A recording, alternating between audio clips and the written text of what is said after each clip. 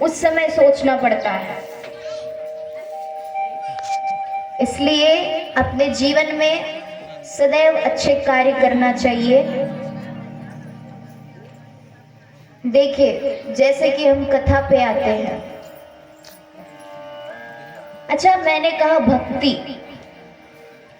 एक बात बताइए, कितने प्रकार के भक्ति होते हैं? किसी को पता है?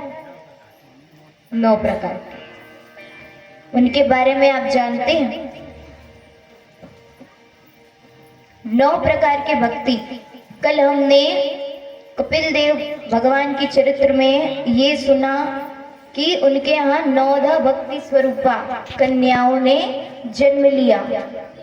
तो उसी प्रकार से 9 प्रकार की भक्ति होती है। 9 प्रकार की भक्ति को रामचरितमानस में भी लिखा गया है और श्रीमद् भागवत में भी लिखा गया है।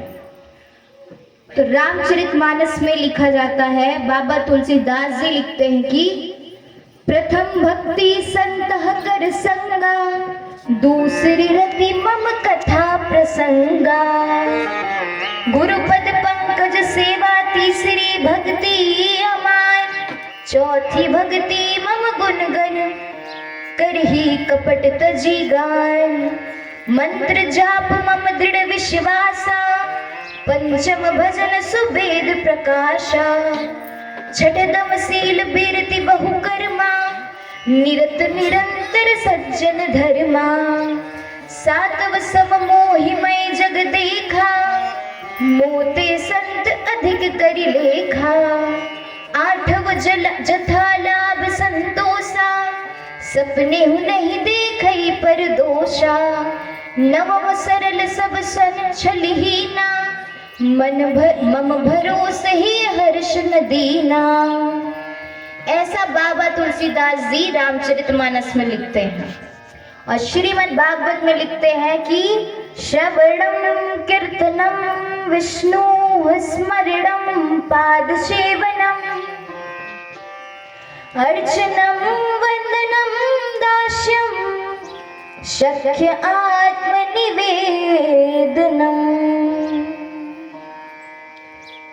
9 प्रकार की भक्ति होती है। 9 प्रकार की भक्ति में सबसे प्रथम कहा श्रवणम। श्रवण का अर्थ क्या होता है बताइए? क्या होता है जो आप सभी कर रहे हैं, सुन रहे हैं? श्रवण करना। सबसे पहला जो भक्ति है वो है श्रवण करना, सुनना। 3 प्रकार के सुनना होते हैं, 3 प्रकार के। अच्छा, उस दिन की कथा में हमने 3 प्रकार की क्या सुना था? श्रोता, केवल ये यजमान जी को ही याद है ना? बाकी सबको कोई याद नहीं है। अभी आपको हमारे साथ 4 दिन और रहना है, सिर्फ 4 दिन। 3 दिन ऐसे ही निकल गया, 4 दिन रहना है। तो आप सभी को अच्छे से मेरे साथ सहयोग करना है। ऐसा अवसर बार बार नहीं आता। जब कहा जाता है कि जब हमारे भाग्य का उदय होता है तब हमें श्रीमद् भागवत कथा सुनने का अवसर मिलता है। तो हम ये समझे कि हमारे भाग्य का उदय हो चुका है। इसीलिए आज हम सभी यहाँ बैठ करके श्रीमद् भागवत की कथा आप सुन रहे हैं, हम सुना रहे हैं। तो ये भगवान की कृपा है, भगवान की कृपा है। आज हम आपसे मिल रहे हैं, आप हमसे मिल रहे हैं। तो भगवान की कृपा सदैव हम सब पर बनी रहे। तो भागवत कथा सुनने का अवसर मिला है तो अवसर का फायदा उठाना चाहिए, क्योंकि भागवत में बहुत सारे सीख भी मिलते हैं जिनको हम ग्रहण कर सकते हैं। बहुत सारे गुण हमें सीखने को मिलता है। चलिए, हम सब में तो बहुत से अवगुण हैं, मानते हैं। तो 2 उपाय है, या तो हम अपने अवगुण को, अवगुण सभी नहीं, किसी एक अवगुण को हम भगवान के चरणों में समर्पित करें यहाँ छोड़ करके चले जाए। दूसरा उपाय है, या तो कोई गुड़ को हम ग्रहण कर सकते हैं। तो 3 प्रकार के सुनना होते हैं। तो महाराज कहा कि पहला क्या है, कानों से सुन करके हृदय में रखो और हृदय में रख करके उसे अपने जीवन में ग्रहण करना। ये है पहला सुनना। दूसरा सुनना है, कानों से सुन करके केवल अपने हृदय में रखे, उसे अपने जीवन में नहीं उतार पाए। ये दूसरा सुनना है। तो तीसरा सुनना है, एक कान से सुन करके दूसरे कान से निकालना, जो कि ज्यादा फैशन में है अभी, है ना। अभी हमने देखा इतने अच्छे से कथा सुन रहे हैं आप सब। मुझे तो लगता है आप सभी को देख करके कि आप लोग बहुत अच्छे से कथा सुनते हैं।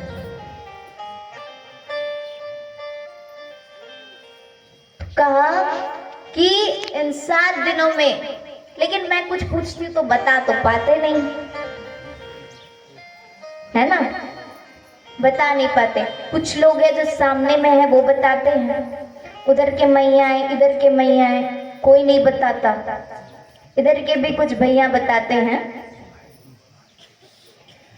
तो कहा कि 7 दिन की जब कथा है, 7 दिन में अगर हम 7 मिनट की भी कथा को अच्छे से सुनेंगे तो हमारा सुनाना सार्थक है और आपका सुनना सार्थक है।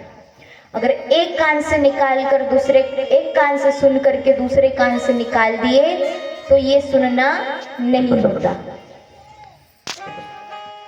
देखिए, एक बार की बात है, एक सेठ था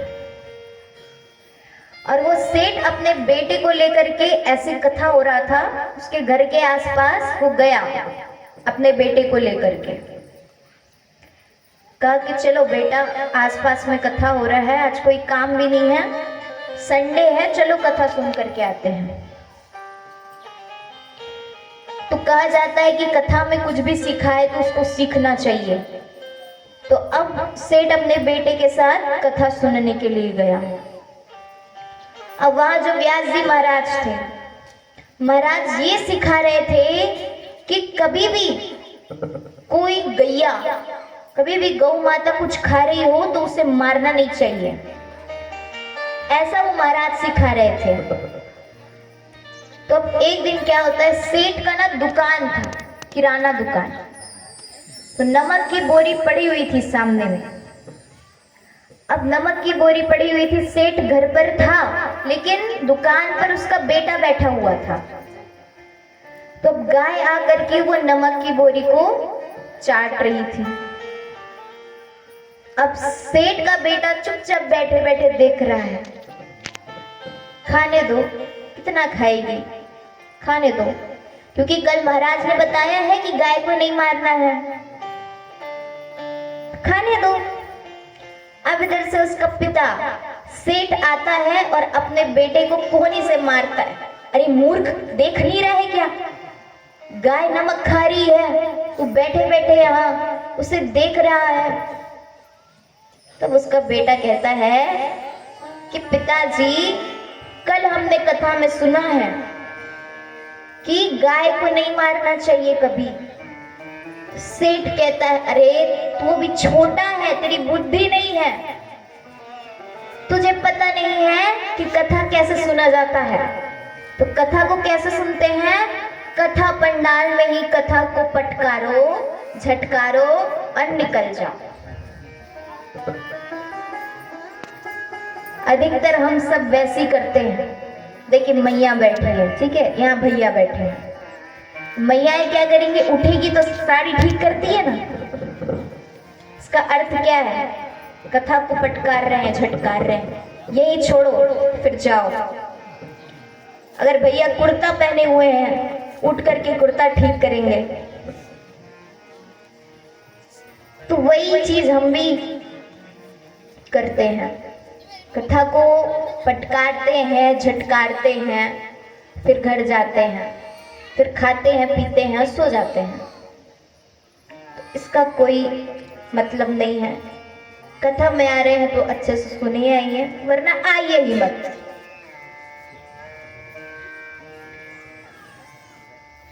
तो कथा में वैसा नहीं करना है। कथा में हमें एकाग्र अपना मन लगा करके सुनना है। और जो मैंने प्रथम बताया 3 प्रकार के सुनना में, जो प्रथम सुनना